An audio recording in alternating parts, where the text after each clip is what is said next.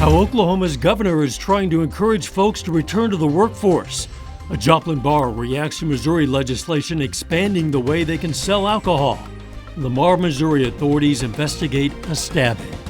The 4 states' most watched news starts now. Oklahoma's governor says his state is open for business and hopes an executive order will put unemployed Oklahomans back in the workforce. This is KOAM News at 10. Governor Kevin Stitt said today that on June 26, the Sooner State will no longer participate in the federal program that grants an extra $300 to Americans on unemployment benefits. He says it gives people incentive to remain unemployed, and he'd like to incentivize people to return to work.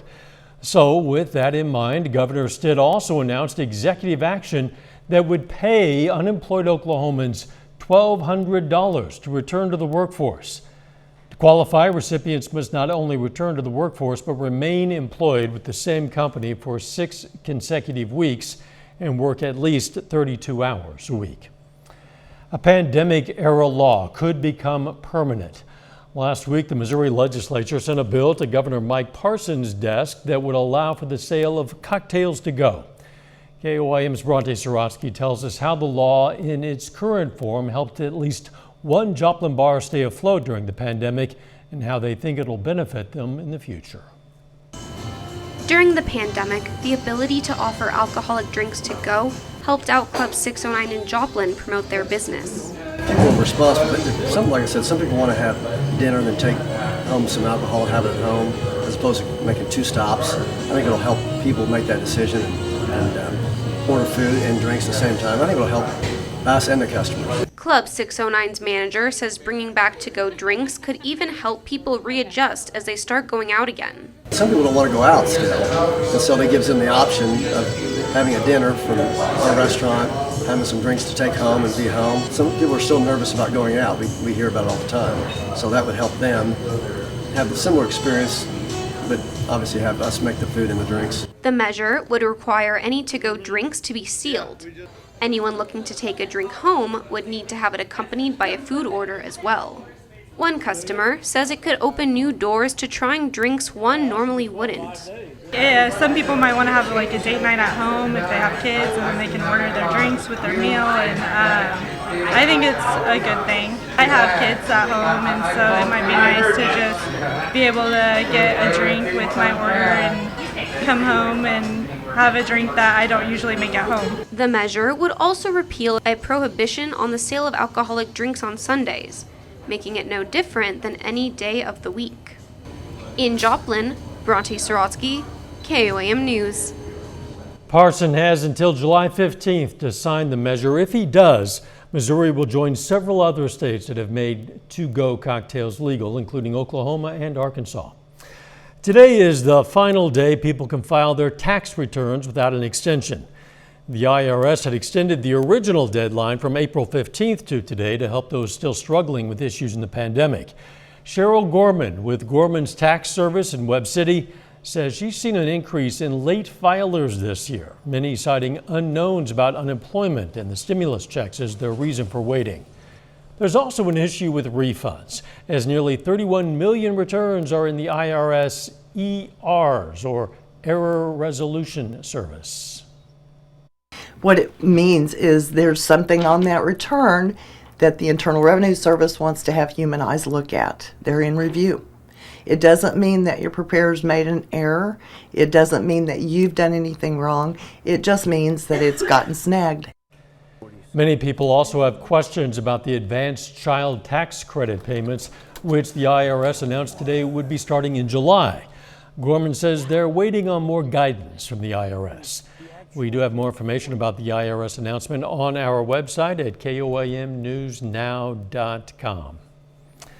Nick Kelly joins us. We got a bit more rain today, Nick. Especially this morning, Dal. In fact, we got quite a soaker this morning. Joplin Regional picked up at least over an inch of rainfall, bringing the yearly tally to over 18 inches of rainfall. But despite that, we were still able to go from a mild 63 this morning to a warmer 76. Not a big jump, but it's back close to where we should be for highs for this time of the month of May around here. Most of us, again, dry for much of the evening. Most of us dry now, but still watching a thin band of trying to redevelop showers and thunderstorms northwest of Table Rock, stretching from Republic back through Monette. I think that's where any random thunderstorm chances will stay tonight, while fortunately any severe weather staying well to the west, where they were seeing baseball-sized hail with the strongest of those storms down there. Temperatures right now, Dow in the mid to upper 60s. We'll drop back into the lower 60s for tonight, but the rain chances, I'm afraid they keep on lining up. We'll see if we can dry out anytime soon, coming up in a bit. All right, catch you then. Thanks, Nick. Voters in Joplin will get the chance to decide whether to fund renovations at Memorial Hall. The council tonight voted to add a ballot issue to the April 2022 election, asking whether voters would fund the $30 million renovation. In that same election, voters will decide the fate of Project Launchpad. The plan is to renovate the old Joplin Library to serve as a business incubator and downtown office for Missouri Southern. The city will ask voters to help cover $10 million for that project. The council also added a ballot question to the August 3rd special election to extend 0.25% sales tax for 10 years to fund stormwater control and parks. Also at tonight's council meeting, it was announced that Joplin's infrastructure recovery project following the tornado has been recognized as Project of the Year. The award from the American Public Works Association was announced by the engineering and design firm Olson. Olson served as the primary consultant for the city's $56 million green area infrastructure revitalization plan. It's very nice to be able to be recognized for what you've done, but this is truly a collaborative effort. You know, this is something that the contractors, the city, and the consultants were all pulling the rope the same direction. You know, we had the eye on the prize of trying to get this rebuilt for our citizens, for the people that live here. Joplin received the award for disaster or emergency construction and repair in the $25 million to $75 million category. It's National Law Enforcement Appreciation Week, and Newton County, Missouri is showing its support. The county commissioners today hosted a barbecue lunch in the sheriff's office parking lot. Police from Granby, Neosho, and Diamond also showed up. Organizers say a lot of food was left over, so 911 dispatchers and police from other areas were allowed to stop by for a meal. The Jasper County Sheriff's Office is also taking part in Law Enforcement Appreciation Day. The office today honored new employees and people recently promoted. They held a ceremony at Carthage's Memorial Hall. Recognize the significant contribution that law enforcement employees make to their community, and it's not to be taken lightly. I think it's if you come to work for a law enforcement agency, I think that decision to serve the public in that way should be honored, and this is one of the ways that we do that. This was the first event honoring new hirings at the sheriff's office since the pandemic started. Police arrest a Lamar, Missouri woman after they say she stabbed someone in the neck during an argument over a car accident. Happened Friday. Lamar police were responding to a disturbance on College Street. When they pulled up, they learned that an argument had escalated, and they say Rosie Pitts, a 46-year-old from Lamar, stabbed another person in the neck.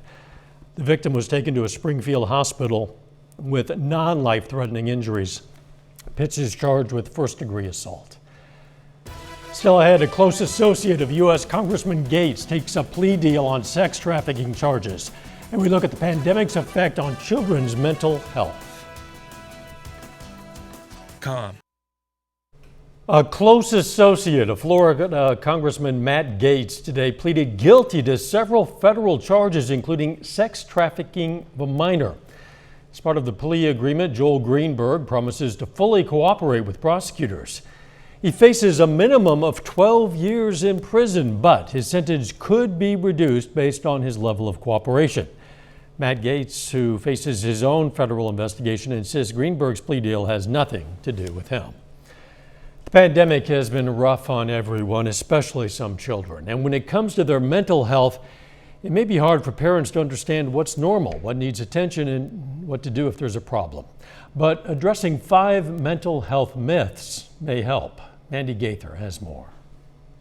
From virtual learning to being separated from friends and family, the pandemic has been rough on many children. We all have mental health, and it affects how we think, how we feel, and how we behave. Jody Baumstein with Children's Healthcare of Atlanta's Strong for Life program says the first myth about mental health is that it's a mental illness. Just like with our physical health, our mental health changes all the time, and we all have it, and we need to do things proactively and regularly to take care of our mental health. Baumstein says it's also not true that kids can't have mental health challenges. She says teach children about feelings, that it's normal to have them, and help them to label those feelings so they know how to express themselves. Finally, help them learn to manage or cope with those feelings.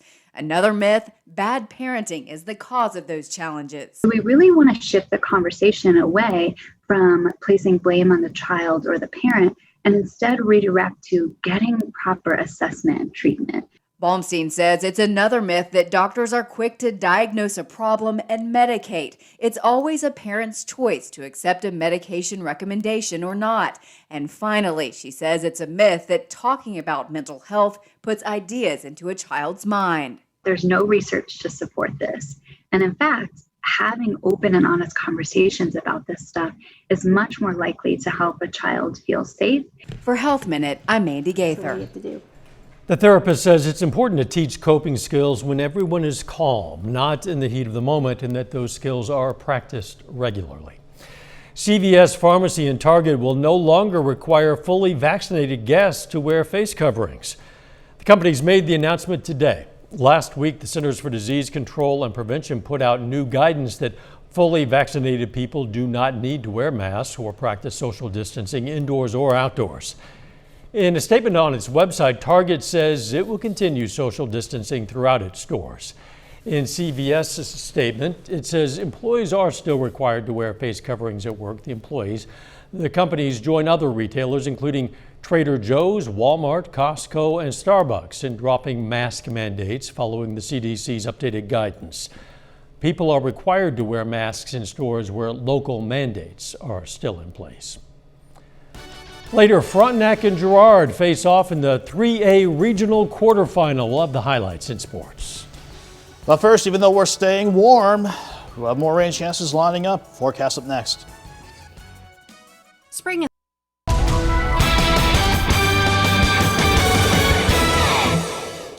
After quite a soaker from this morning, at least we got some dry time to allow temperatures to go back into the middle, if not upper 70s for this afternoon. Not to mention some peaks of the sun that we saw from indigo sky just outside of Seneca, Missouri. But the time lapse this morning got soaked with that slow and persistent moving mass of rain and a couple of embedded thunderstorms. It was slow to come out of central and northern Oklahoma last night, and once it finally worked in, it just took a sweet time clearing through this morning. That complex is long gone, but we still have additional rain chances in the forecast. From this morning's round of rain, 0.7 of an inch of rain on the average. Not everybody saw that, though. Some of you saw less than that, but where it really came on down, some of you picking up 1 to locally 3 inches of rainfall. And much of the afternoon and evening has been quiet, especially on the Kansas and Oklahoma side. But in southwestern Missouri, we had some thunderstorms earlier around Nevada and the northern shores of Stockton Lake. But this area, stretching from Republic to Monette, they've seen at least 1 to 3 inches just this evening alone. And with more rain still falling, they have a flash flood warning until 2:45 tomorrow morning. And I think there's a new extension of the flash flood warning covering Lawrence County right along the Spring River. So if you have to be out that way on the roads, just be mindful and turn around, don't drown if you cross or come across rather any water covering the road. 65 in Joplin with a dry sky but mostly cloudy up top. Most of us sitting in the mid 60s now, but we'll drop back into the lower 60s tonight with maybe a couple of random thunderstorms along our front, parked just along and south of the I-44 corridor. Thankfully, we didn't have to deal with any of this. These were nasty thunderstorms at the strongest, maybe dropping a couple of tornadoes, but more importantly, those dropping baseball-sized hail. None of that is headed our way. In fact, our frontal boundary is going to start to lift back to the north over the next several days, including tomorrow. That keeps us warm for much of the week, but the upper level setup is still going to send waves and upper level lows our way to try to keep some thunderstorm chances in the forecast, including tonight. But for many of you, you should have a dry night and a dry start to your Tuesday morning. I would figure any chances for overnight isolated random showers or storms along and south of 44. Otherwise, mostly cloudy, low start in the lower to middle 60s. Then once we get into the afternoon, that's when the better scattered rain and thunderstorm chances will start to return. But with the dry time in between, we'll go from 63 in the morning, 72 by noon, highs near 77. And with additional rain coming our way Tuesday, just within the next 2 days alone, the rain amounts could vary widely between 1/4 of an inch to maybe 1.5 inches, maybe 2 inches of rainfall. And that's not the end of the rain chances, though, unfortunately. At the very least, we'll get this stubborn upper low to move on as we go into Thursday, but we'll still hold on to some thunderstorm chances. But here's Friday, an upper level ridge building in, wants to eat away at our thunderstorm chances starting Friday and through the coming weekend. And not only that, you can see on the 7-day forecast, it allows us to see 80s return by the weekend. So 77 tomorrow, Wednesday, 78 Thursday, lower 80s to take us through the weekend and into early next week. And fortunately for the weekend, the thunderstorm chances gradually go down, and thankfully down for Saturday and Sunday. The thunderstorm chances, while they're there, they do not look to pose a severe threat at this time. That's reassuring to know. Thanks, Absolutely. Mike. Pittsburgh is turning 145 years old. So what do you get for that special city in your life celebrating its birthday? Well, gifts for the kids in the community who could really use a smile. For the city's birthday, officials are asking people to make donations for area kids. Those can include toys, gift cards, even arts and crafts supplies. Donations can be dropped off at Audacious Boutique or Sonder and Company. Coming up in sports, the Joplin Eagles pick up a big win to open up district play, plus a first-round upset in the 3A regional tournament in Southeast Kansas. Jacob Leonard has that and more next.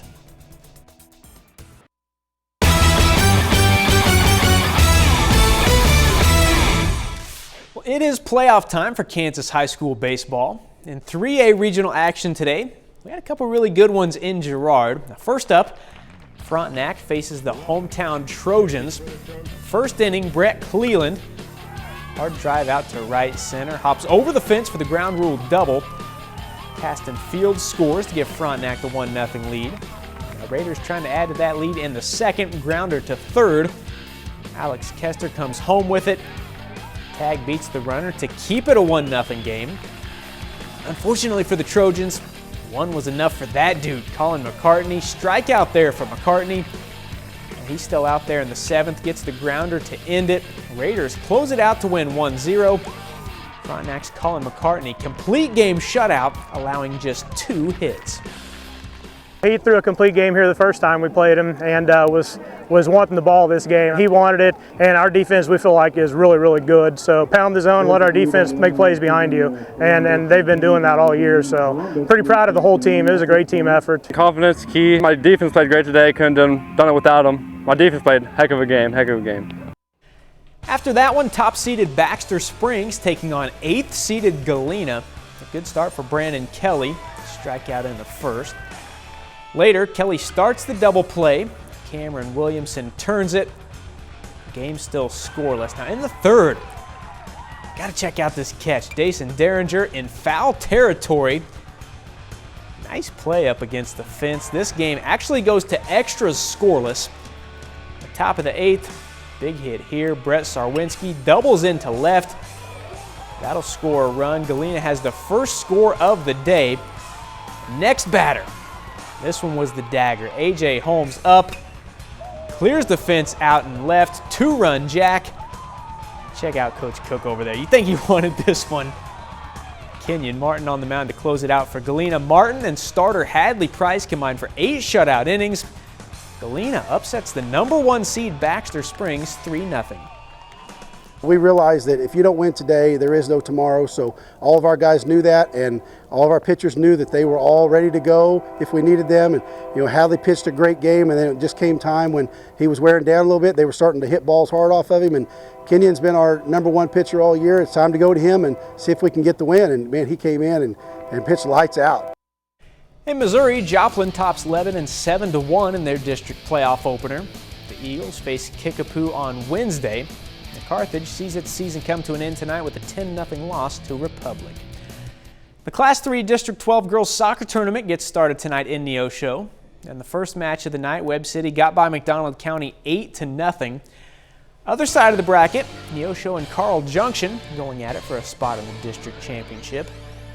Pick it up 15th minute, Brianna Alvarado with the cross, but Chrissy Figueroa there for the stop. Match scoreless through 35.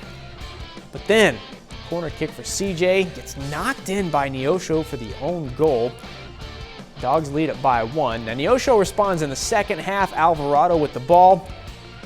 Finds an open corner. We're all tied up at 1, and we would go to overtime in this one for Lauren Burgess. Knocks it in for the game winner. CJ wins 2-1 to set up a district title showdown with Webb City. Our team and their team kind of played club growing up, so there's a big old rivalry there. I know there's bragging rights as well. I think we lost on the free kick last time and had a chance to score. We just didn't put it back in there, so we're hoping that it's going to be a knockdown, drag-out fight and we come out the winners this time. That's it for sports. We're back with more news after this. Kramer's Meats.